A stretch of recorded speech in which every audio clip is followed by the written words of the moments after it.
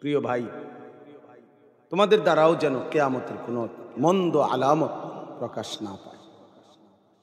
যেমন আল্লাহর নবী সাল্লাল্লাহু আলাইহি ওয়াসাল্লাম বলছেন, কিয়ামতের পূর্বে যে দাজ্জাল বের হবে, সেই দাজ্জালের চুল এলোমেলো হবে, স্বাভাবিক চুলের ব্যতিক্রম, ঝাঁকড়া কোকড়া, সামনে বড়, ডানে বামে বড় এবং বিশ্রী স্বাভাবিকতার পরিপন্থী।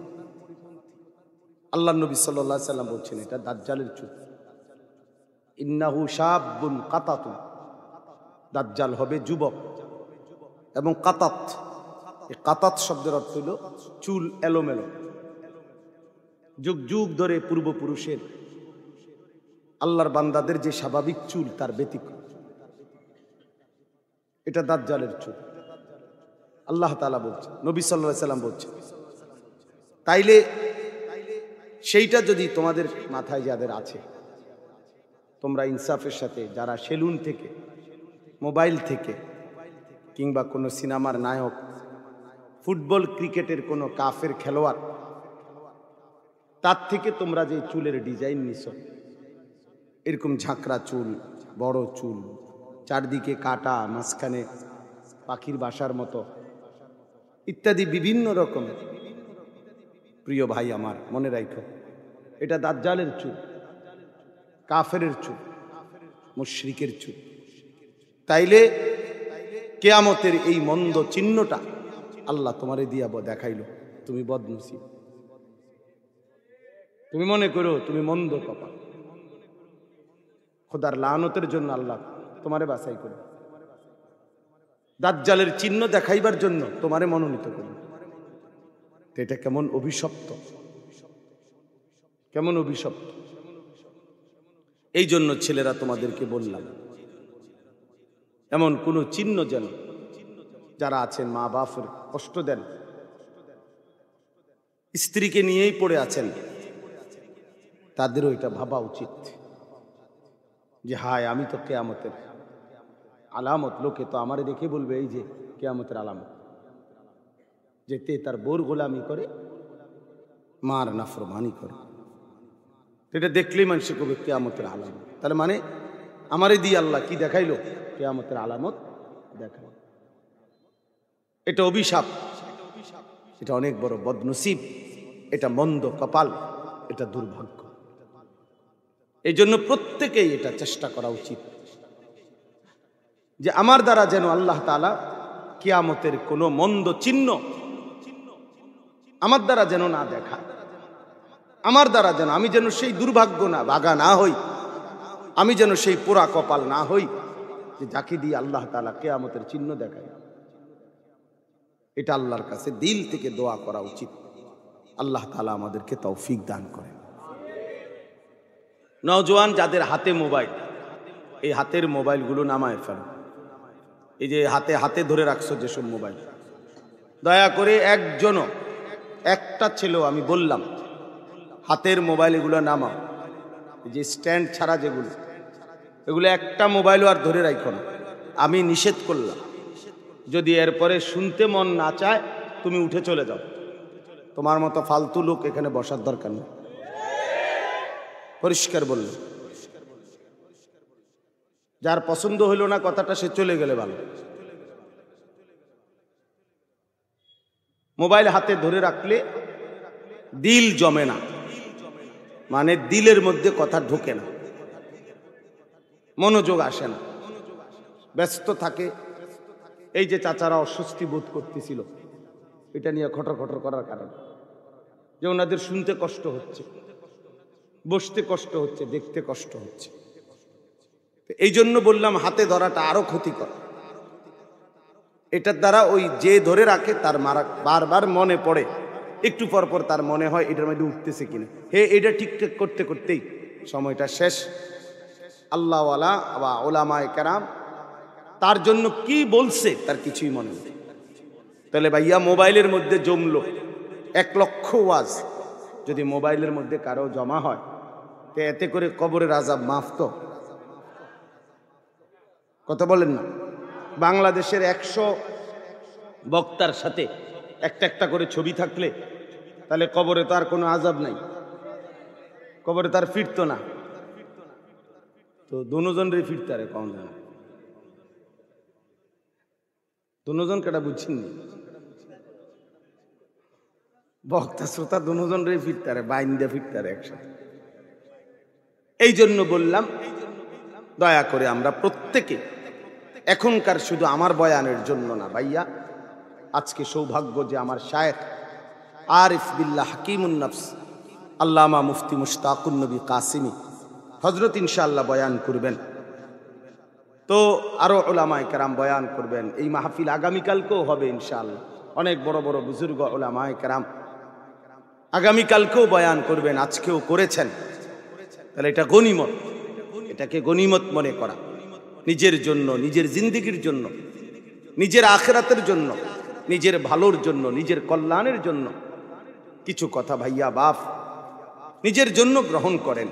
আসলেন আর গেলেন গতানুগতিক এমন যেন না হয়, বরং দিলের মধ্যে যেন একটু হলেও বিবেক যেন নড়ে, অনুভূতি যেন জাগে যে হায় আমি কি শুনলাম, কি বুঝলাম, আমার কি উচিত ছিল, আমি কি করছি।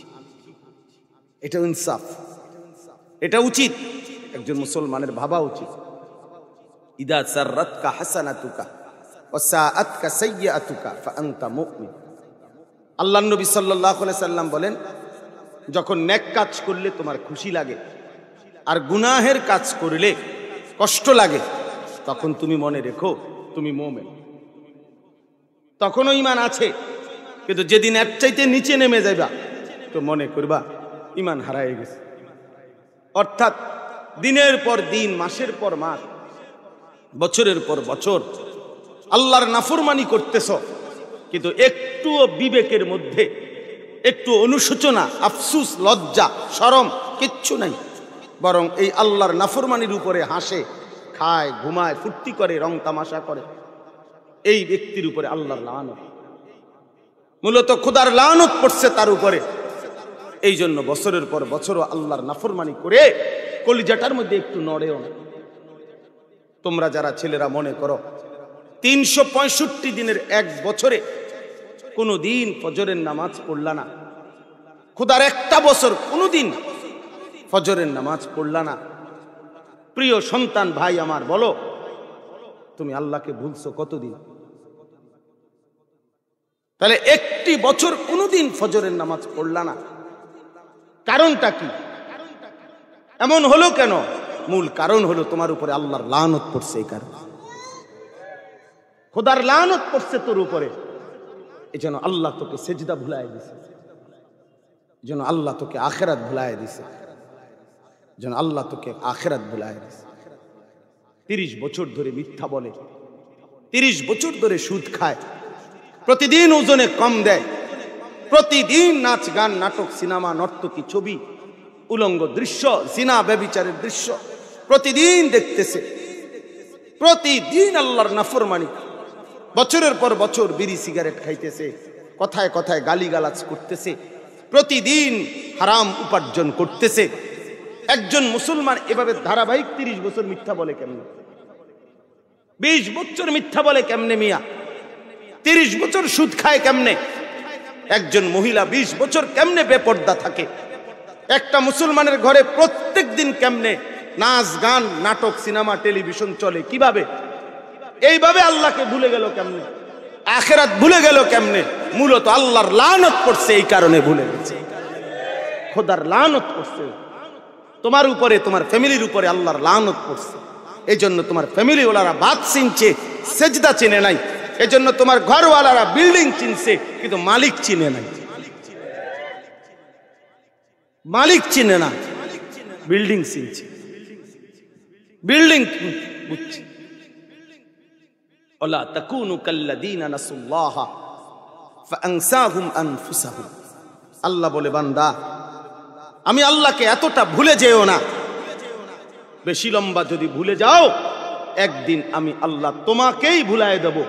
তার মানে তাফসীরের মধ্যে লিখছে, নিজেকে ভুলায় দিবে মানে হলো আমি আল্লাহ তোমার আখিরাত ভুলায় দেব, তোমার কবর ভুলায় দেব, তোমার হাসর ভুলায় দেব, তোমার মিজান ভুলায় দেব, তোমার আমল নামার কথা ভুলায় দেব, তোমার ফুলসিরাতের কথা ভুলায় দেব। আর কোনোদিন কবর, হাসর, আখেরাত, পরকালের কথা আর কখনো মনে পড়বে না। জীবনটা তখন জন্তু, জানোয়ার, হাইওয়ানের মতো একটা জীবন হয়ে যাবে। জীবন তখন জানোয়ারের জীবন হবে, যে জীবন শুধু খায়, ঘুমায়, পেশাব পায়খানা করে, যৌন চাহিদা পূরণ করে, শুধু দুনিয়া কামাই করে, আর খায় আর ঘুমায় আর লজ্জাস্থানের চাহিদা পূরণ করে, যেটা জানোয়ারের স্বভাব। জানোয়ারও খায়, ঘুমায়, পেশাব পায়খানা করে, জানোয়ারেরও যৌন চাহিদা পূরণ করে। এই জন্য জানোয়ারেরও বাচ্চা হয়, গরু ছাগলেরও তো ছাও আছে, কুত্তা বিলেরও তো ছাও হয়, বেটা বাচ্চা হয় না? বাচ্চা তো তারে তো বোঝা গেল এগুলোরও তো যৌন চাহিদা পূরণ হয়, নাহলে বাচ্চা হয় কেমন বলেন? এগুলো তো খায়, ঘুমায়, বরঞ্চ দুনিয়া মানুষের চাইতে জন্তু জানোয়ার আরো বেশি ভোগ করে। একটা হাতি একদিনে, গবেষকদের কথা হলো, 250 কেজি খাবার খায়। 250, 90 লিটার পানি পান করে একটি হাতি একদিনে। এটা প্রাণীবিদ্যা গবেষকদের কথা। একটি তিমি এক লোকমায় 200 জন সামর্থ্যবান মানুষের সমপরিমাণ খাবার খায়, একটা তিমি সাগরের। তাহলে দুনিয়া জানোয়ার, জঙ্গলের বাঘ, সিংহ, ভাল্লুক কোন বেলা গোশত ছাড়া অন্য কিছু খায়? কথা বলেন না কেন? আপনি প্রত্যেক বেলা গোশত খান মেয়া, তাহলে আপনি দুনিয়া কি ভোগ করলেন? এজন্য প্রিয় বাপ আমার, বন্ধু আমার, নওজোয়ান সাথী আমার, উলামায়ে কেরামের এই কথাগুলো, এই নসিহতগুলোকে গনিমত মনে করেন, দিলের সাথে বোঝাপড়া করেন। আপনার অন্তরের অবস্থা কি? এই যে বছরের পর বছর বিড়ি খাইতেছেন, কোনোদিনও লজ্জা লাগে না? আপনি কিসের মুসলমান? প্রতিদিন মিথ্যা বলে মুসলমান, কথায় কথায় গালি দেন, কথায় কথায় কাস্টমারকে ঠকান, প্রত্যেক দিন ওজনে কম দেন, সব সময় সুদের লেনদেন করেন। ছেলেটা কোনোদিনও নামাজ পড়ে না, মেয়েটা কোনোদিনও পর্দা করে না, স্ত্রী কোনোদিনও পর্দা করে না। ঘরের এই মানুষগুলো আপনার ঘরে, আপনি বাপ জীবিত, আর আপনার ছেলে কোনোদিন ফজরের নামাজ পড়ে না, মেয়েটা কোনোদিন ফজরের নামাজ পড়ে না। 14 বছরের 16 বছরের মেয়েটা টাইট কাপড় পইরা, 8-7 কাপড় পইরা রাস্তা রাস্তায় ঘুরে, আর অসভ্য জানোয়ার, বখাটে, দুশ্চরিত্র, লম্পট ছেলেরা পিছে পিছে হাঁটে, টিটকারি মারে, ইটকারি মারে, বিভিন্ন শীষ মারে, অশ্রাব্য কথা বলে। আর তুই বেটা বইয়ে বইয়ে পয়সা কামাই করো। কি ধরনের বাপ হইলি বেটা তুই? লানত পড়ছে, এই জন্য এরকম হইছে।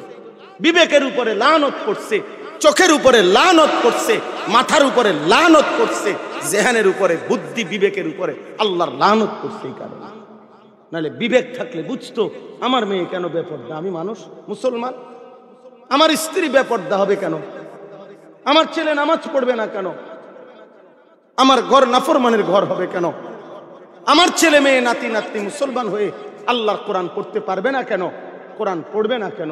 আমি কিসের মুসলমান হইলাম? বাতের নাম মুসলমান, বিল্ডিং এর নাম মুসলমান, লন্ডনের নাম মুসলমান, ইউরোপের নাম মুসলমান। কি বুঝাইতে চান আপনি? কি বলতে চান? বাংলাদেশ কিংবা বিদেশ, এটাই সফলতা? বিল্ডিং কিংবা দালান, এটাই মুসলমানের সফলতা? কথা বলেন না কেন? এটাই সফলতা আমাদের? বিল্ডিং দেখাইছেন নাকি আপনি সফল?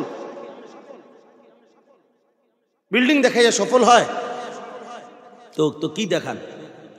বিল্ডিং দেখান কিনতেন, সোফা কিনতেন দেখান, ফার্নিচার কি লেগে দেখান, দামি গাড়ি দেখান কেন, জমি দেখান কেন, এগুলো বলেন কেন? সেজদার কথা বলেন, ছেলেটা নামাজ পড়ে কিনা বলেন, মেয়েটা পর্দা করে কিনা বলেন, ছেলের বউ পর্দা করে কিনা বলেন, ছেলে আল্লাহর কোরআন পড়তে পারে কিনা বলেন, আপনি নিজে কোরআন পড়তে পারেন কিনা বলেন, এটার হিসাব। মুসলমান তো আপনি এগুলা না বলবেন, মুসলমান তো আখেরাত বলবে। মুসলমান দুনিয়াতে এমনি মিলে যায়, দুনিয়া চাইতেও হয় না মিয়া, দুনিয়া লেগে দোয়াও করতে হয় না, কোনো দরকার নাই মিয়া, খালি বাল্লি। কাফের বেঈমান কার কাছে দোয়া করে? হেরা দুনিয়া পায় নাই? কথা বলেন না কেন? যারা নাস্তিক মুরতাদ, যারা ডাইরেক্ট বলে যে আল্লাহ বলতে কিচ্ছু নাই, তারা দুনিয়া ভোগ করে না, তো হে কোত্থেকে পায়? সে পায় কোত্থেকে? তাকে আল্লাহ দেয় কিনা বলেন না কেন? তো দুনিয়া একটা ফালতু জিনিস, এটা আল্লাহ বেঈমানরেও দেয়, মুশরিককেও দেয়, এটা নাস্তিককেও দেয়, যে আল্লাহরে মানে না, যে আল্লাহকে স্বীকারই করেন। আল্লাহ বলতে কিছু আছে? এমন পণ্ডিত, এমন বুদ্ধিজীবী আছে এই বাংলাদেশের জমিনে আছে, পরিষ্কার বলে আমাকে কেউ বানাইছেন, আমি এটা মনে করি না, আমি প্রকৃতির সৃষ্টি। হেতারে প্রকৃতি বানাইছে তার আব্বা, প্রকৃতি, তার সৃষ্টিকর্তা প্রকৃতি। আল্লাহকে স্বীকার করে না, আল্লাহ তাকে খাওয়ায় না, সে বিয়ে করে না, তার বিল্ডিং নাই, তে দুনিয়া ভোগ করে না। তাহলে দয়া করে, মেহেরবানি করে স্ত্রী সন্তানের এবং নিজের জীবনের ইমানের ফিকির করেন, আখিরাতের ফিকির করেন।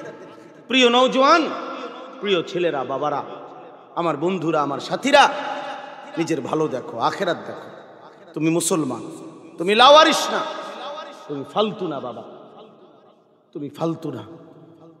তোমার একজন আল্লাহ আছে, তোমার একজন নবী আছে রাসূলুল্লাহ সাল্লাল্লাহু আলাইহি সাল্লাম, তোমার একটা কিতাব আছে কোরআন, তোমার একটা ধর্ম আছে ইসলাম। চারটা জিনিস তোমার আছে। আল্লাহ যার রব, মুহাম্মদ সাল্লাল্লাহু আলাইহি সাল্লাম যার রাসূল, কোরআন যার কিতাব, ইসলাম যার ধর্ম, সে নষ্ট হবে কেন? এই বেটা বলো, সে চরিত্রহীন হবে কেন? এই চারটি নিয়ামত থাকার পরেও নাফরমান, তুমি নামাজ পড়বা না কেন? আল্লাহকে সেজদা করবা না কেন? কিসের অভাবে আল্লাহ চিনলা না? কিসের অভাবে নামাজ চিনলা না? কিসের অভাবে আখিরাত বুঝলা না? বলো বাপ, মুসলমানের ঘরে জন্ম নিয়েও আল্লাহ চিনলা না? এক ইমানদার মার দুধ খাইয়াও আল্লাহ চিনলা না? চারিদিকের এতগুলো মসজিদ দেখেও আল্লাহ চিনলা না? প্রতিদিন 5 ওয়াক্ত নামাজের আজান শুনেও আল্লাহ চিনলা না? এত মাদ্রাসা দেখেও আল্লাহ চিনলা না? এত হাফেজে কোরআন দেখেও আল্লাহ চিনলা না? এত আল্লাহর কোরআন দেখেও আল্লাহ চিনলা না? বদনসিব বেটা, দুর্ভাগ্য বেটা, মন্দ কপাল বেটা তোর উপরে। আহারে, চলো জ্যান্ত মানুষ হয়ে মুসলমানের ঘরে জন্ম নিয়ে এক ওয়াক্ত নামাজ পড়তে মন চায় না। মানুষের বাচ্চা এত নিকৃষ্ট কিভাবে হয় আমি বুঝি না। মুসলমানের সন্তান এত বড় নিকৃষ্ট কিভাবে হতে পারে? কেন হবে? এত বড় হাইওয়ান আমি বুঝি না বাপ। আমি কোনোভাবে হিসাব মিলাইতে পারি না, কোনোভাবে আমি বুঝি না এটা কিভাবে সম্ভব। এটা কিভাবে সম্ভব? যার বাবা মুসলমান, যার মা মুসলমান, যার দাদা মুসলমান, দাদি মুসলমান, যার নানা মুসলমান, নানি মুসলমান, যার চাচা মামা ফুফা খালু মুসলমান, যে আল্লাহকে চেনে, যে রসুলের নাম জানে, যে কোরআন দেখছে, যে ইসলামকে মানে, বিশ্বাস করে, সে একটা সেজদাও দিবে না? বলো না ভাইয়া, এটা কিভাবে সম্ভব বলেন? কেমন মোহর মারলে তার কলজাটার ভিতরে, খোদার কেমন লানত পড়লে এভাবে আল্লাহকে ভুলে যায়। ওয়া খাতামা আলা সামঈহি ওয়া কলবি, কোরআন শরীফে আছে বাপ, আল্লাহ বলেন আমি যখন কারো উপরে নারাজ হই তো আমি তারে 3টা শাস্তি দেই। এর মধ্যে একটা হলো আমি তার কানে এবং অন্তরে মোহর মেরে দেই। একটা হলো ওয়াজআলা আলা বাসারিহি গিশাওয়া, তার চোখের সামনে পর্দা ফেলে দেই। আরেকটা হলো আমি তারে আদাল্লাহুল্লাহ, আমি আল্লাহ তাকে গোমরাহ করে দেই, পথভ্রষ্ট করে দেই, হকের রাস্তা থেকে সরায় দেই, জান্নাতের রাস্তা থেকে সরায় দেই, জাহান্নামের দিকে ফেলে দেই। আল্লাহ নারাজ হল, আল্লাহ নারাজ হল। ভাই, আল্লাহকে হারায় ফেলা, আখিরাত ছুটে যাওয়া, গন্তব্য ভুলে যাওয়া, মঞ্জিল না চিনা, আমি যাচ্ছি কোথায়, যাব কোথায়। ইতিপূর্বে প্রতিদিন যে মানুষগুলো মারা যায়, এরা কই যায় এটা যে বুঝে নাই বন্ধু। এত লাশ, এত জানাজা, এত কবর, এত মানুষের মৃত্যু চোখের সামনে, তোমার কলিজার ভিতরে যদি একটা বারো এই কথা ভাবনা না আনে, আহা কই যায় এই মানুষগুলো, কে তাদেরকে নিয়ে যাচ্ছে? মরতে তো কেউ চায় নাই। পৃথিবীর সবচেয়ে দুঃখী লোকটাও মরতে চায় না, পৃথিবীর সবচেয়ে সুখী লোকটাও মরতে চায় না, রাজপ্রাসাদের অট্টালিকার লোকটাও তো মরতে চায় না, কুড়ে ঘরের লোকটাও তো মরতে চায় না। কিন্তু বন্ধু, মৃত্যু তো কাউরেই থামায় না, রাগ থাকতে দেয় না। একটাবার তো ভাবো ভাইয়া, একটা বার তো ভাবো, ইনসাফ করো, নিজের উপরে দয়া করো বাপ। এত ছেলে তোমরা, আমি তোমাদেরকে বললাম বাবা নিজের ফিকির করো, নিজের ভালো দেখো বাবা, নিজের কল্যাণ দেখো, নিজের নষ্ট করে দিও না বাপ। একদিন সত্যি সত্যি তুমি একাই, তুমি একাই। তোমার যেদিন পেট ব্যথা হয় অন্য কারো হয় না, তোমার সাথে, তোমার বন্ধুদের। তোমার যদি পাও ভাঙ্গা যায় তোমারই পাও ভাঙ্গে, বন্ধুদের পাও ভাঙ্গে না। তোমার যদি মাথা ব্যথা হয় তোমারই মাথা ব্যথা, অন্য কারো হয় না। তুমি আসলে একাই, আমরা একাই, আমরা একাই। সেই আমি কবরেও একা, সেই আমি হাসরের ময়দানেও একা, সেই আমি আল্লাহর সামনে দাঁড়াইতে হবে একা। আমার আমল নামা আমাকেই নিতে হবে, আমাকেই মিজানের পাল্লার সামনে হিসাবের জন্য যেতে হবে, ওজনের জন্য আমাকে একাই ফুলসিরাত পার হইতে হবে। প্রিয় বন্ধু আমার, এই লম্বা সফর যদি আটকায় যাও দোস্ত আমার, খোদার কসম কোরআন শরীফে আছে, জান্নাতি বান্দা জাহান্নামীদের দিকে তাকিয়ে বলবে আফামা নাহনু বিমাইতিন, এই বন্ধু আর কোনদিন তোরও মৃত্যু হবে না, আমারও মৃত্যু হবে না, অতএব আমি জান্নাতি তুমি জাহান্নামী। তাহলে মনে রেখো বন্ধু, আমার সুখ আর কোনোদিন শেষ হবে না, তোমার দুঃখ আর কোনোদিন শেষ হবে না। আমি আর কোনোদিন কাঁদবো না, তুমি আর কোনোদিন হাসবা না। প্রিয় নওজোয়ান, আজ দুনিয়া তো হাসে আবার কাঁদে, দুনিয়া তো এই রোদ এই বৃষ্টি, দুনিয়া এই তো আলো এই তো অন্ধকার, এই তো সকাল এই তো বিকাল। হ্যাঁ, দুনিয়া তো পাল্টে যায়, এই শীত এই ঠান্ডা এই গরম, দুনিয়া তো বদলে যায় দোস্ত। এখানে সারাক্ষণ কেউ হাসে না, এখানে সারাক্ষণ কেউ কাঁদে না, এখানে সারাক্ষণ কেউ অসুস্থ থাকে না, এখানে সারাক্ষণ কেউ সুস্থ থাকে না। কিন্তু আখেরাত একবারই, আখেরাত শুধু শুরু হবে আর কোনো দিন শেষ হবে না, আর কখনোই শেষ হবে না। দোস্ত আমার, বন্ধু আমার, প্রিয় সাথী আমার, আমার বাপ নিজের সন্তানরে বরবাদ করে দিয়েন না বাপ। ছেলেটা বেনামাজি, এটার ফিকির করেন, এটার ফিকির করেন, ছেলেটার নামাজের ফিকির করেন, ছেলের টাকার ফিকির করেন না। রিজিক বরাদ্দ আল্লাহ দিবেই, এখানে থাকুক সেখানে থাকুক, রিজিক মিলেই যাবে। আল্লাহ তাআলা আমাদেরকে তৌফিক দান করেন, আল্লাহ আমাদেরকে কবুল করে নেন। আমি যেই সূরার 3টা আয়াত পড়ছি আপনাদের কাছে সংক্ষেপে এই 3টা আয়াত তরজমা শুনাইতে চাই। কোরআনুল কারীমের 28 নম্বর পারা, কোরআনুল কারীমের 63 নম্বর সূরা। সূরাটার নাম হচ্ছে মুনাফিকুন, সূরায়ে মুনাফিকুন। এই সূরার 3টি আয়াত, শেষ 3 আয়াত 9, 10, 11 আমি তেলাওয়াত করেছি। মুনাফিকুন মানুষের 3টা পরিচয় কোরআনের ভাষায়। একটা হলো মুমিন, আরেকটা হলো কাফের, আরেকটা হলো মুনাফিক। আল্লাহ তাআলা মানুষকে 3টি ভাগে কোরআনুল কারীমের মধ্যে ভাগ করছে।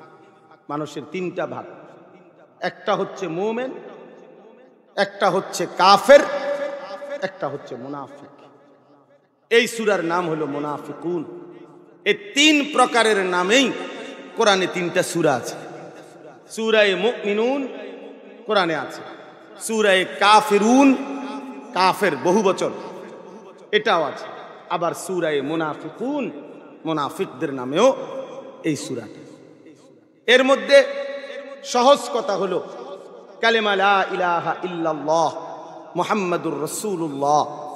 এই কালেমা দিল দিয়ে যে বিশ্বাস করে, জবান দিয়ে উচ্চারণ করে এবং সারা অঙ্গ প্রত্যঙ্গ দিয়ে বাস্তবায়ন করে, এক কথায় সে মুমিন। সে কি? মুমিন।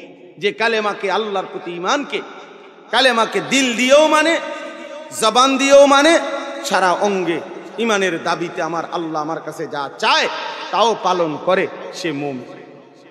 আর 2 নাম্বার কাফের। কাফের কি? সংক্ষেপে বলতেছি, তাকযীবুন নবী সাল্লাল্লাহু আলাইহি ওয়াসাল্লাম বিআইয়ি শাইইন মা জাআ বিহি। নবী সাল্লাল্লাহু আলাইহি ওয়াসাল্লাম তার 23 বছরের নবুয়তের জীবনে যা কিছু নিয়ে এসেছেন, আল্লাহর পক্ষ থেকে তার যেই কোনো একটি জিনিসকে, এক বিন্দু, একটি ছোট্ট হোক, আদনা থেকে আদনা, যে কোনো একটি বিষয়কে মিথ্যা মনে করা, মিথ্যা প্রতিপন্ন করা, অস্বীকার করা, অবিশ্বাস করা, এটাই কাফের। তাহলে কাফের হওয়ার জন্য ইসলামের সবকিছু অস্বীকার করা জরুরি না, বরং আমাদের প্রিয় নবী সাল্লাল্লাহু আলাইহি সাল্লামের 23 বছরের জীবনের যেই কোনো একটি ছোট্ট বিষয়কেই অস্বীকার করলেই সে কাফের। সে কাফের, ছোট হোক। এটা মেসওয়াক, এটা দাড়ি, এটা টুপি, এটা মুসল্লা, এটা ছোট্ট আমল ইসলামের, কিন্তু নবীজির থেকে প্রমাণিত। কথা বোঝেন নাই? কার থেকে প্রমাণিত? নবীজির থেকে প্রমাণিত। আল্লাহ নবী সাল্লাল্লাহু আলাইহি সাল্লাম করছেন, অথবা বলছেন, অথবা সমর্থন করছেন, আল্লাহর পক্ষ থেকে শুনাইছেন। তো এটা ছোট্ট হোক, এরপরও এটাকে অস্বীকার করা, অবজ্ঞা করা, তুচ্ছ তাচ্ছিল্য করা, এটা কুফর। এই লোক কাফের। আর 3 নাম্বার হলো মুনাফিক। মুনাফিক কি? মুনাফিক হলো হুয়াল্লাযী ইউযহিরুল ইসলাম ওয়া ইউবতিনুল কুফরা। দুই মুখো সাপ, অর্থাৎ যে মুখে বলে মুসলমান কিন্তু অন্তর পুরাটার মধ্যে কুফর। মুখে পরিচয় দেয় মুসলমান কিন্তু তার অন্তরের মধ্যে ইসলাম, আল্লাহর কালেমা, আল্লাহর দ্বীনের প্রতি মোটেই কোনো বিশ্বাস, আস্থা কিচ্ছু নাই, কিচ্ছু। এরে বলে মুনাফিক। অর্থাৎ যার দুই মুখী আচরণ, মুখে বলে একরকম, দিলের মধ্যে কি ভিন্ন রকম। একদম সহজে বুঝবেন, একটা সুন্দর উদাহরণ দিলে তাফসিরে আছে, আপনারা খুব সুন্দর বুঝবেন। আরবিতে বলে আর কি মুনাফিক কাকে বলে, এটা বুঝাবার জন্য আরবিতে একটা উদাহরণ দেয় সুন্দর। আরব দেশে এক ধরনের ইঁদুর ছিল, এই ইঁদুরের নাম হলো ইয়ারবু। ইয়ারবু ইঁদুরের নাম। এই ইঁদুর সাইজে একটু বড়। স্বাভাবিকভাবে এই ইঁদুরগুলোর স্বভাব ছিল যে ইঁদুর গর্ত করত। ইঁদুরে একটা গর্ত কইরা মনে করেন এই গর্তের ভিতরে থাকে ইঁদুর, কিন্তু এই ইঁদুরের স্বভাব ছিল এই যে এদিক দিয়ে একটা গর্ত করছে মুখ, যেটা দিয়ে সে আপনার ভিতরে ঢোকে বাইর হয়।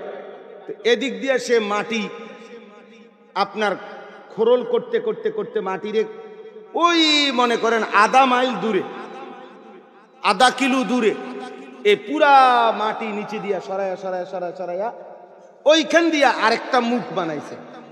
কিন্তু ওই মুখটা এরকম যে উপরের একটা লাস্ট যে মাটির যে শেষ অংশটা, এইটা শুধু ফালাই নাই, বাকি সবটা রেডি। মানে এই শুধু এরকম পাতলা, শুধু কাগজটার মতো এই কদ্দুর মাটি আছে, আর বাকি মাটি সব সরাইয়া এটা রেডি করে রাখছে রাস্তায়। এই উপরে দিয়া যে কেউ দেখলে মনে করে এখানে কোনো গর্ত নাই, কারণ এই মুখটা তো আছে, লাগাই না, বুঝেন নাই, কিন্তু ওইখানে রেডি করে রাখছে। এই ইয়ারবু, এই ইন্দুরের স্বভাব ছিল যখনই কেউ তারে দৌড়ানি দিত, কোনো মানুষ লাঠি নিয়া বা কিছু নিয়া যদি ওই ইন্দুরটাকে দৌড়ানি দিত, তো সে করত কি, এই ইন্দুর এই মুখ দিয়া, যেদিক দিয়ে তার বড় খোলা মুখ, এন দিয়ে ঢুকছে, তো ঢুকাতে এই লোকটা এখানেই দাঁড়ায় রয়েছে, হে তো বুঝতে যাচ্ছা এটা নিয়ে নাড়ানাড়ি করে, হে তো এন দিয়ে বাইরিব আবার, কথা বুঝছেন কিনা। কিন্তু সে একটা দৌড় দিয়া ওইখান দিয়া বাইরে হয়ে গেছে, কারণ ওইটা না রেডি আছে, হের শুধু আমরা খোঁচা দিছে আরে বাইরে হয়ে গেছে। তো এইটা যখন মানুষ দেখতো আরবে, মানে ওই দিক দিয়ে বাইরে হয়ে গেছে, তখন মানুষ, আরবের প্রবাদ ছিল আর কি, আরবের মানুষ বলতো না ফাকাল ইয়ারবু, হায় হায় ইন্দুর তো মুনাফিকি করলো। ইন্দুর কি করলো? তে তো মুনাফিকি করলো, তে তো বুঝাইলো আমারে তার মুখ এইটা, কিন্তু আসলে তো সে ওই দিক দিয়ে আরেকটা মুখ রাখছে, সে তো ওই দিক দিয়ে বাইর হয়ে গেল। তাহলে এইটা কি হইলো? মুনাফিক। এইটা এখান থেকে বুঝায় যে মুনাফিক বলতে বুঝায় যে এক মুখে সে তো বলে মুসলমান, কিন্তু যখনই এই জায়গা নাড়ে যখনই ইমানদারদের মজলিস থেকে নাড়ে অন্যত্র বেঈমানদের কাছে যায়, কাফের মুশরিকের কাছে যায়। ওয়া ইযা খালাউ ইলা শায়াতিনহিম ক্বালু ইন্না মাআকুম, তারা ওইখানে গিয়েই বলে আমি মূলত তোমাদের সাথী, আমি তোমাদেরই সঙ্গী। অর্থাৎ ওইখানে গিয়ে তার খোলস পাল্টায়া ফেলে। এখানে আসলে বলে একরকম, ওইখানে গেলে বলে আরেক রকম। এই দ্বিমুখী আচরণের মানুষকে বলা হয় মুনাফিক। মুনাফিক, এটা মুনাফিক, এটা মুনাফিক। এবার আসেন কোরআনুল কারীমের মধ্যে আল্লাহ তাআলা এই মুনাফিকের ব্যাপারে, এই সূরা, মুনাফিকদের মধ্যে সবচেয়ে বড় সর্দার ছিল রাসূলুল্লাহ সাল্লাল্লাহু আলাইহি সাল্লামের জামানায় আব্দুল্লাহ ইবনে উবাই ইবনে সালুল। আব্দুল্লাহ ইবনে উবাই নামে মদিনার একজন ব্যক্তি, নবীজির আগমনের পূর্বে সে ছিল মদিনার বড় সর্দার। যখন আল্লাহর নবী সাল্লাল্লাহু আলাইহি ওয়াসাল্লাম মদিনায় গেলেন তখন তার সর্দারি ছুটে গেছে, নবীজি হয়ে গেছেন সবচেয়ে বড় সর্দার, সকলের শ্রদ্ধেয়। এই লোকটা তখন রাসূলুল্লাহ সাল্লাল্লাহু আলাইহি ওয়াসাল্লামের কাছে বাহ্যিকভাবে মুসলমানের পরিচয় দিছে, কালেমা পড়ছে, কিন্তু তার দিলের মধ্যে আল্লাহ এবং রাসূলের প্রতি মোটেই কোনো ঈমান ছিল না, বিদ্বেষেই ভরা ছিল। মদিনার 10টা বছর টানা আল্লাহর নবী সাল্লাল্লাহু আলাইহি সাল্লামের বিরুদ্ধে সে ষড়যন্ত্রই করে গেছে, ষড়যন্ত্রই করে গেছে। সর্বদাই নবীজির সামনে একরকম ভাব দেখাইতো, আর নবীজির কাছ থেকে উঠে মদিনার ইহুদি কাফেরদের সাথে মিশে আল্লাহর নবী সাল্লাল্লাহু আলাইহি সাল্লামের বিরুদ্ধে চক্রান্ত করত, ষড়যন্ত্র করত। এই মুনাফিক ছিল। তো একবার আল্লাহর নবী সাল্লাল্লাহু আলাইহি ওয়াসাল্লাম এক যুদ্ধে যখন গেছেন তখন এই মুনাফিকরাও বাধ্য হইয়া ওই যুদ্ধে অংশগ্রহণ করছে। কিন্তু যুদ্ধের ময়দানে যুদ্ধ শেষ হওয়ার পর দুইজন সাহাবীর মধ্যে একটা ছোট্ট বিষয় নিয়ে একটু ঝগড়া হয়েছে। কিন্তু ঘটনা হইল, ঘটনা চক্রে হইল কি, যে যেই দুইজন সাহাবীর মধ্যে ঝগড়া হয়েছে এর মধ্যে একজন ছিল মক্কার সাহাবী, মুহাজির, যারা নবীজির সাথে হিজরত করে আসছে মক্কা থেকে, আর আরেকজন হইল মদিনার সাহাবী, যারা মদিনার থেকে মুসলমান হয়েছিল, যাদেরকে বলা হতো আনসার। এই ঝগড়াটা লাগছে এই মুহাজির এবং আনসার একটা কূপের পানিকে কেন্দ্র করে।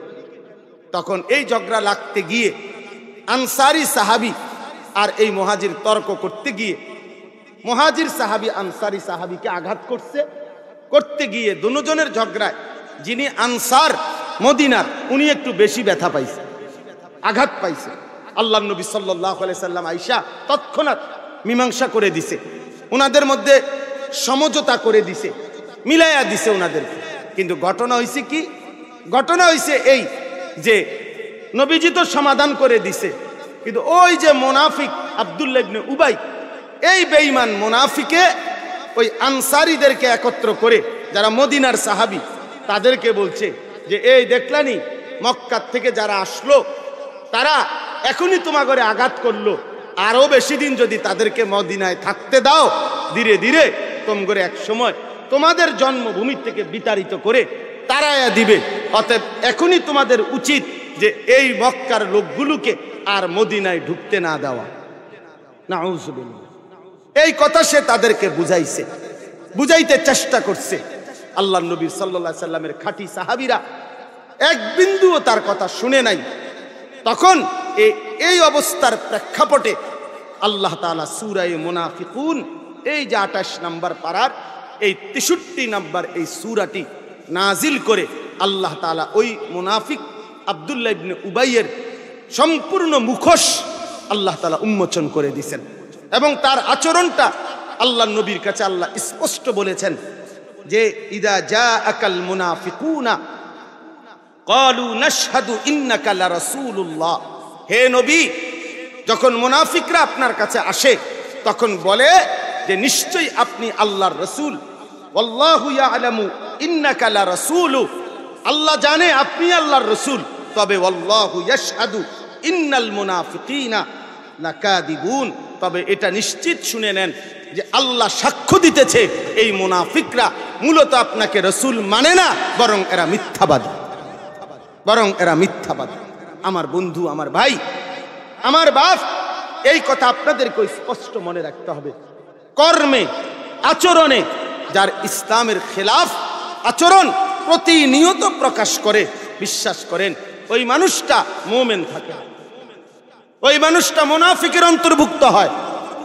রাসূলুল্লাহ সাল্লাল্লাহু আলাইহি সাল্লাম হাদিসে, আল্লাহ তাআলা কোরআনে অসংখ্য আমলের বেলায় আল্লাহ কোরআনে বলছেন, নবী হাদিসে বলছেন, এই ত্রুটিগুলো যাদের, আল্লাহর নবীও বলছেন তাকে মুনাফিক, আল্লাহর কোরআনও তাকে বলছে মুনাফিক। তাহলে আমরা দেখি কোরআনের মধ্যে, হাদিসের মধ্যে 2-3টা উদাহরণ আমি আপনাকে দেখাই, তাইলে আপনি বুঝবেন মুনাফিকের আচরণ কার মধ্যে আছে।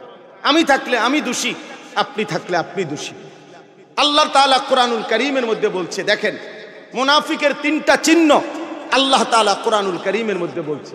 1 নাম্বার হলো ওয়া ইজা কামু ইলাস সালাতি কামু কুসালা। এই কোরআনের আয়াত। আল্লাহ বলে মুনাফিক কারা? তারা যারা নামাজ পড়ে অলস ভাবে, নামাজ পড়ে অলস ভাবে, নামাজ পড়ে কোন রকমে অলসতার সাথে, খামখেয়ালির সাথে, একেবারে তাড়াহুড়া, কোন রকম নামাজটা পড়ে একদম অলস, অবহেলা, গাফলতির সাথে। আল্লাহর কোরআনে আল্লাহ বলছে এটা মুনাফিকের চিহ্ন। হাদিস শুনেন, আবু দাউদ শরীফের হাদিস।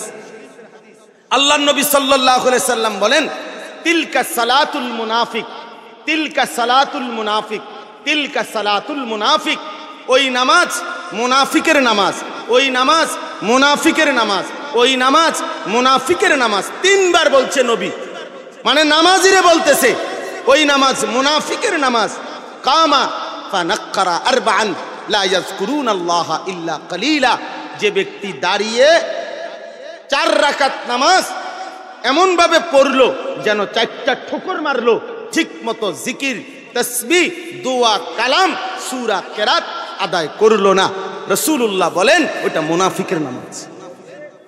এবার ইনসাফের সাথে বলেন, প্রিয় বাপ আমার, বন্ধু আমার, বেনামাজির কথা বাদ দেন, বেনামাজি তো বাদে, আগেই বাদ, কিন্তু নামাজ পড়ে অথচ ঠিক মতো পড়ে না, আল্লাহর রাসূল এবং আল্লাহর কোরআন তাকে মুনাফিক বলছে, মুনাফিক বলছে। এখন বলেন, আমরা যাদের সূরা কেরাত অশুদ্ধ, আমাদের নামাজের কি হালাত?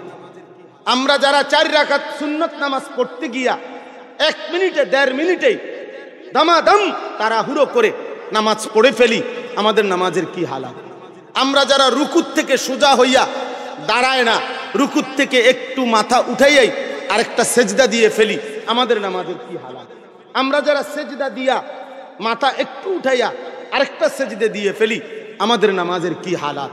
আমরা যারা নামাজের মধ্যে তাসবিহগুলো, নামাজের দোয়া, আত্তাহিয়াতু, দোয়ায়ে কুনুত, দোয়ায়ে মাসুরা, সানা, এগুলো শুদ্ধভাবে পড়তে পারি না, বরং তাড়াহুড়ো করে পড়ি, আমাদের নামাজের কি হালাত? বলেন, নবীজি তো বলছেন যে নামাজ শুধু ঠোকর মারে, তাড়াহুড়ো করে, এটা মুনাফিকের নামাজ। এজন্য দয়া করে নিজের নামাজ মুমিনের নামাজ বানান। যারা নামাজ পড়েন তাদেরকে বললাম, নিজের নামাজ ইমানদারের নামাজ পড়েন। 4 রাকাত নামাজ পড়েন, এত তাড়াতাড়ি কেন পড়েন? 100 দানার তসবিহ পড়ে, দেখবেন অনেক মাস বয়সী লোক তসবিহ পড়ে মনে যেন মেশিন চালু করে দিচ্ছে। সুবহানাল্লাহ, সুবহানাল্লাহ, সুবহানাল্লাহ, সুবহানাল্লাহ, আলহামদুলিল্লাহ, আলহামদুলিল্লাহ, আলহামদুলিল্লাহ, আলহামদুলিল্লাহ, আল্লাহু আকবার, আল্লাহু আকবার, আল্লাহু আকবার। এটা কি? এভাবে তাসবিহ পড়তেন নবীজি? আপনার বিশ্বাস হয় এটা? আল্লাহর নবী এভাবে তাসবিহ পড়তেন? তাইলে বলে এ তো মুনাফিকি আচরণ। এজন্য নামাজকে তাড়াহুড়া করা, নামাজকে সুন্দরভাবে না পড়া, নামাজের সূরা, কেরাত, দোয়া, কালাম, রুকু, সেজদা ঠিক মতো না পড়া, এটা মুনাফিকের নামাজ, মুমিনের নামাজ নয়। আচ্ছা আসেন 2 নাম্বার, আল্লাহর নবী সাল্লাল্লাহু আলাইহি ওয়াসাল্লাম বলছেন, হাদিসের মধ্যে আছে, আপনারা অনেক শুনছেন এই হাদিসটা, যে নবীজি বলছেন মুনাফিকের চিহ্ন 4টি। কয়টি? কয়টি বলেন? মানে 2টা হাদিস মিলাই একসাথে বলে ফেললাম। এক হাদিসে বলছে 3টা, আরেক হাদিসে বলছে 4টা। তো আগের 3টা আর পরের হাদিসে একটা অতিরিক্ত আছে, এই 4টা। 1 নাম্বার, ইজা হাদ্দাসা কাযাবা। নবীজি বলছেন যে কথা বলে তো মিথ্যা বলে। এটা মুনাফিকের চিহ্ন। ওয়া ইযা ওয়াদা আখলাফা, যে ওয়াদা করে কিন্তু প্রতিনিয়ত ওয়াদার বরখেলাফ করে, এটা মুনাফিকের চিহ্ন। ওয়া ইযা তুমিনা খানা, তার কাছে যখন কিছু আমানত থাকে সে আমানতের খেয়ানত করে, আমানতকে নষ্ট করে দেয়, আমানতের খেয়ানত করে, এটা মুনাফিকের চিহ্ন। আর ওয়া ইযা খাসামা ফাজারা, কারোর সাথে যখন ঝগড়া করে, যে কোনো বিষয়ে তর্ক লাগে, তো তখনই গালিগালাজ শুরু করে। কি শুরু করে? মন্দ গালি দেওয়া শুরু করে। আল্লাহ রাসূল বলছেন এটা মুনাফিকের চিহ্ন। তাইলে আমাদের মধ্যে এই আখলাক যদি থাকে, তো এই আখলাক কার আখলাক? মুমিনের না মুনাফিকের? আচ্ছা, এরপরে শুনেন, আল্লাহ নবী সাল্লাল্লাহু আলাইহি সাল্লাম বলেন, দুইটি নামাজ এমন, 5 ওয়াক্ত নামাজের মধ্যে দুইটা নামাজ আছে এমন, যারা মুনাফিক তাদের জন্য পড়া কঠিন, আসকাল। নবীজি বলছেন 2 ওয়াক্ত নামাজ আছে এমন, যেই 2 ওয়াক্ত নামাজ পড়া ওই ব্যক্তির জন্য কঠিন যারা মুনাফিক মুনাফিক মুনাফিক। সেই 2 ওয়াক্ত নামাজ কি? আল্লাহর নবী বলছেন, একটা হলো সালাতুল ইশা, এশার নামাজ, আরেকটা হলো সালাতুল ফজর, ফজরের নামাজ। এখন বলেন, ইনসাফের সাথে বলেন, যারা বছরের পর বছর, দিনের পর দিন, মাসের পর মাস ফজরের নামাজ পড়েন না, এই যুবক, তোমাদের যাদের কপালে ফজরের সেজদা নাই, তোমার পরিচয়, তোমার রাসূল বলছে মুনাফিক মুনাফিক মুনাফিক মুনাফিক মুনাফিক। মুমিনের দাবি করো না। মুমিন খামখেয়ালি না, ভোটার আইডি কার্ডে লিখলে হবে না। ধর্ম ইসলাম, ভোটার আইডি কার্ড দিয়া কবরে চলবে না। কবরে তোমার জন্ম নিবন্ধন সনদ দিয়া হবে না, সেজদা দিয়া, সেজদা দিয়া। কি দিয়া? সেজদা দিয়া। আল্লাহর নবী বলছে যে ফজরের নামাজ মুমিনের নামাজ। ফজরের নামাজ যে পড়ে না সে মুনাফিক মুনাফিক। তাহলে আমাদের এই আচরণের কি হালাত? আমার ছেলের ঈমানের কি অবস্থা? আমার মেয়ের ঈমানের কি অবস্থা? আমার স্ত্রীর ঈমানের কি অবস্থা? আমার নিজের ঈমানের কি অবস্থা? আল্লাহর কসম, ঈমান ছাড়া আখিরাতের ময়দানে গেলে খোদার কসম অনন্তকালের জন্য জাহান্নামে যেতে হবে। জাহান্নামে যেতে হবে, অনন্তকালের জন্য জাহান্নামে যেতে হবে। এজন্য ফজরের নামাজ মুমিনের নামাজ। আমরা যারা এখানে বসছি, আমরা প্রত্যেকেই নিজেকে মুসলমান মনে করি, করি না?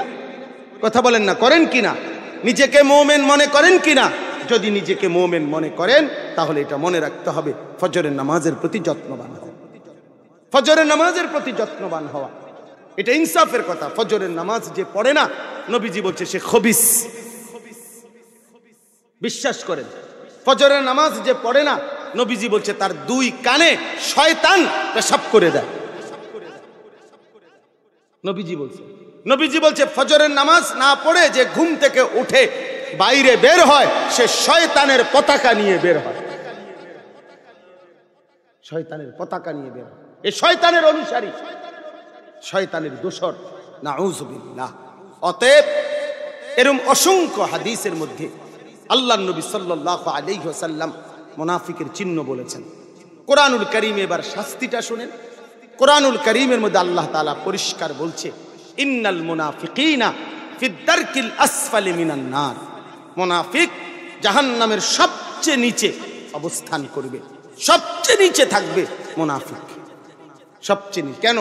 অর্থাৎ আবু জাহেল, আবু লাহাব, উতবা, শাইবা, এরকম কাট্টা কাফের যারা, এই কাফেরদের লগেও যদি কোনো মুনাফিককে জাহান্নামে রাখে, আযাব দেয়, তো এই কাফের বেঈমান ওরাও প্রতিবাদ করবে ফেরেশতাদের কাছে, যে ফেরেশতা, ওই মুনাফিক তারে আমাগো চাইতে নিচে নামাও। কেন? আমরা তো প্রকাশ্য বিরোধিতাই করছি, আমরা দাবি করি নাই আমরা মুসলমান, আমরা বলছি আমরা ইসলাম মানি না, আমরা মুহাম্মদের বিরোধিতা করছি, এই জন্য আমরা জাহান্নামী হলাম। কিন্তু এই বেঈমান তো দাবি করছে মুসলমান, কিন্তু এর পরেও ইসলাম মানে নাই, কাজে এ আমাদের সাথে তার কোনো তুলনা নাই, তারে আমাগো চাইতে নিচে নামাও।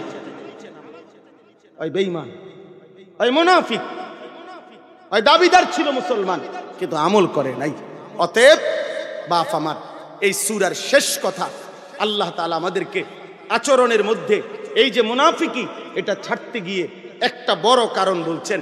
কারণ হলো আমাদের মধ্যে সবচেয়ে বেশি হলো দুনিয়ার লোভ, সম্পদের লোভ, সন্তানের লোভ। এই জন্য হালাল হারাম, জায়েজ না জায়েজ, আখিরাতের পরকালের কথা আমাদের মনে থাকে না।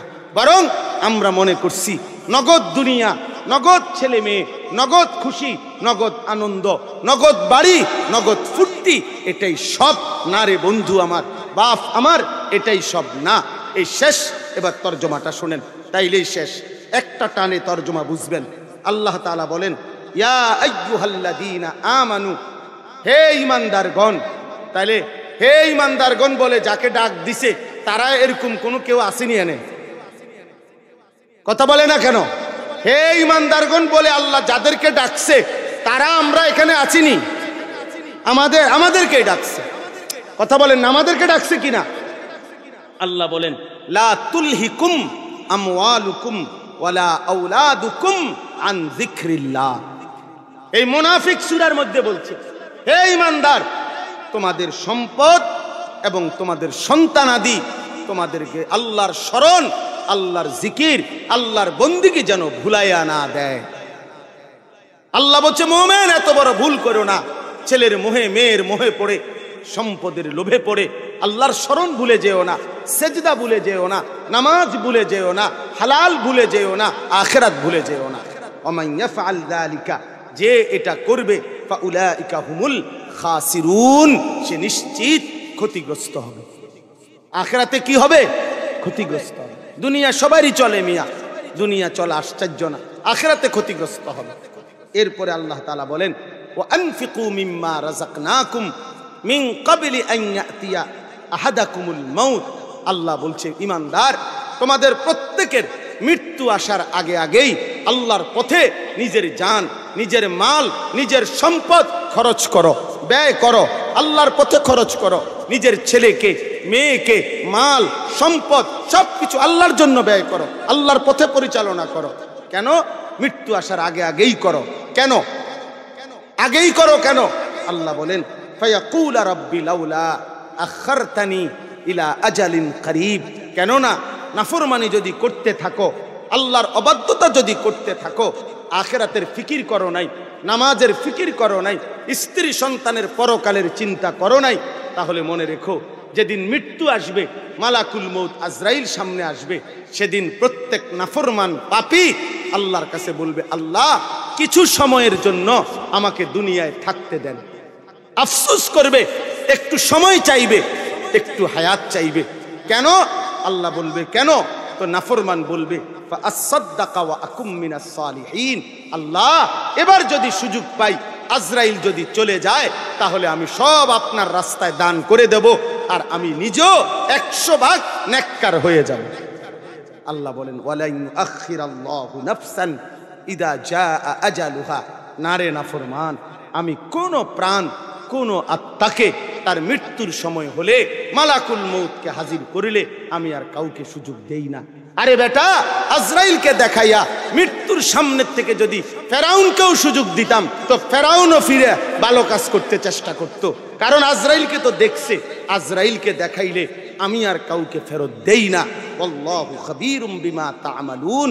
মনে রেখো, নিশ্চিত তোমাদের সমস্ত কর্মকাণ্ড, ভালো কিংবা মন্দ, রাত কিংবা দিন, সকাল কিংবা দুপুর, একাকী কিংবা প্রকাশ্য, হালাল কিংবা হারাম, জায়েজ কিংবা নাজায়েজ, সব আল্লাহ খবর রাখতেছেন, হিসাব রাখতেছেন।